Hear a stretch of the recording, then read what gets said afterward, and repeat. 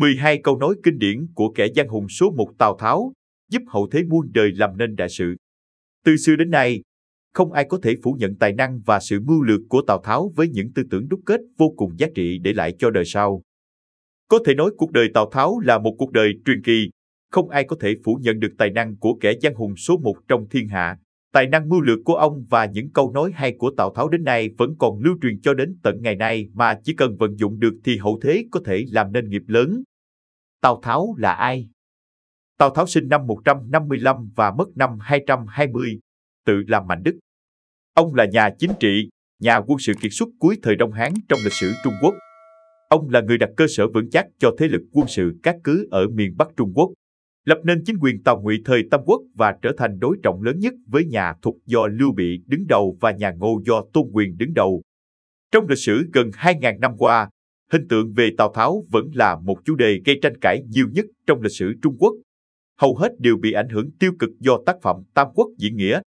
Tuy người đời thường lấy tên ông để mô tả cho sự dối trá, vô liêm sỉ, bất nhân, bất nghĩa, nhưng không thể phủ nhận tài năng của con người này. Bên cạnh tài quân sự và chính trị thì phải kể tới những đóng góp trong việc khôi phục nông nghiệp thời loạn lạc của Tào Tháo. Tuy nhiên, cũng bởi vì Tào Tháo đi theo con đường trọng lợi hơn trọng đức, dùng người cốt hiệu quả mà không có trọng phẩm chất đã gây ra sự suy vong nhanh chóng của triều đại Tào Ngụy về sau. Mầm quyền lực của cha con họ Tư Mã đã nhen nhóm và không lâu sau đó thì họ đã lấy ngôi của con cháu Tào Tháo như cách ông đã giành lấy ngôi vị của nhà Hán. Nhà Tấn thống nhất được toàn thiên hạ sau này phần lớn là việc thụ hưởng cơ nghiệp mà Tào Tháo đã xây dựng. Trong lịch sử gần 2.000 năm, hình tượng về Tào Tháo vẫn luôn là chủ đề gây tranh cãi, bởi hầu hết đều bị ảnh hưởng tiêu cực do tác phẩm Tam Quốc diễn nghĩa. Do đó, hình ảnh của ông không được người đời ưa thích và thường được làm biểu tượng cho sự bất nhân, bất nghĩa, dối trá, vô liêm sỉ. Tuy nhiên, kể từ thế kỷ 20 các học giả đã có sự nhìn nhận khách quan hơn về Tào Tháo. Những nhà thơ, nhà văn nổi tiếng của Trung Quốc đều đánh giá Tào Tháo là anh hùng. Và nhà lãnh đạo Mao Trạch Đông từng đánh giá là Tào Tháo là vị đế vương mà ông khâm phục nhất. Trong Tam Quốc Chí cũng đã từng ca ngợi Tào Tháo là người phi thường, người tài giỏi xuất chúng.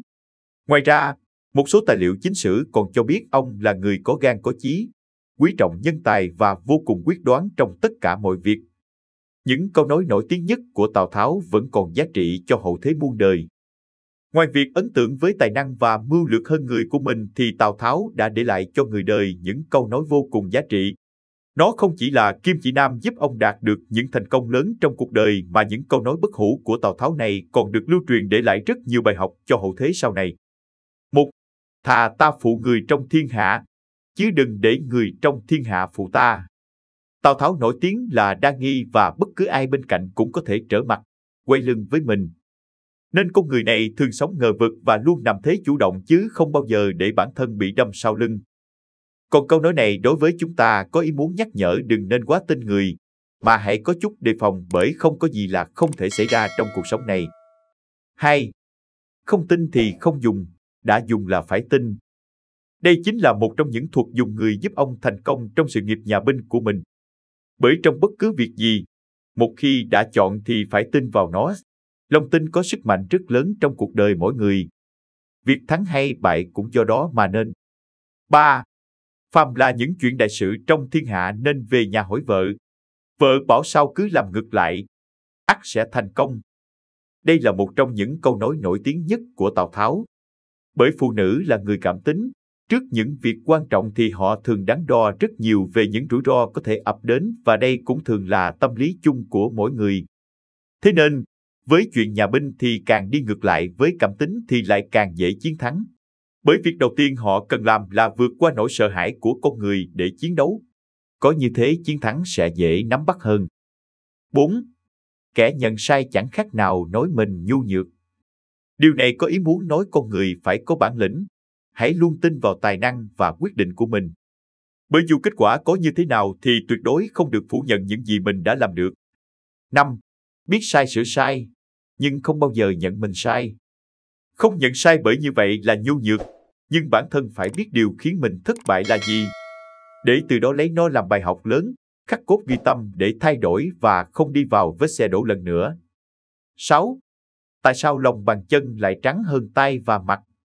Tào Tháo muốn nói rằng, đừng bao giờ phơi hết ruột gan của mình cho người khác cũng như để họ thấu hiểu rõ tâm can của mình.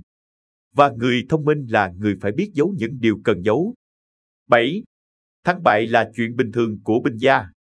Câu nói này nhắc nhở các bạn đừng bao giờ ngủ quên trên chiến thắng và đừng chết bị thất bại. Hãy lấy thất bại để rút ra bài học cho bản thân để bước những bước khôn ngoan hơn. 8. Ta nhẹ nhàng đi cũng như khi ta nhẹ nhàng đến. Ta vẫy tay chào không một chút vấn vương. Hãy luôn học cách đón nhận và biết cách buông bỏ đúng lúc. Tuyệt đối không được để tình cảm chi phối lý trí cá nhân. 9. Mỹ nhân trong thiên hạ đều tầm thường với ta. Duy chỉ có vợ của kẻ thù làm ta thích thú. Sự thích thú ở đây không phải ý muốn nói sự thích thú tầm thường giữa quan hệ nam nữ, mà nó ám chỉ đến thứ quan trọng nhất của kẻ thù. Tào Tháo muốn có được những thứ kẻ thù có và nắm được điểm yếu của kẻ thù để tấn công. 10. Can đảm, cẩn trọng, dám nghĩ, dám làm mới có thể thành tựu sự nghiệp. Câu nói này muốn nói rằng nam nhi chí lớn nhất định phải có can đảm và bản lĩnh, nhưng không được vô vập mà nên điềm tĩnh suy xét.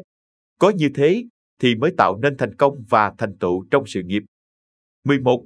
Người không vì mình, trời tru đất diệt. Phàm là chuyện gì cũng nên nghĩ cho bản thân trước.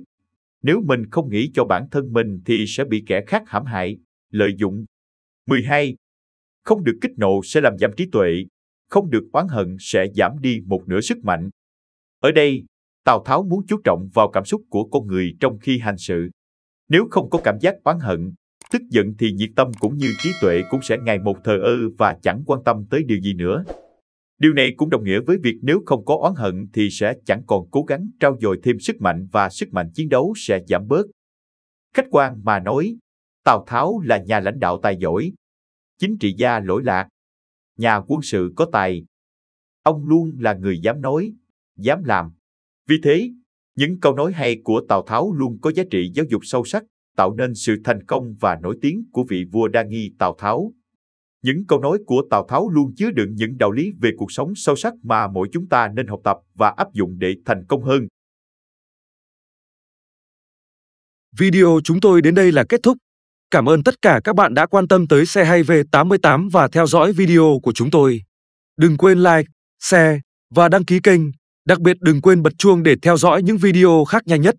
Một lần nữa xin cảm ơn tất cả các bạn.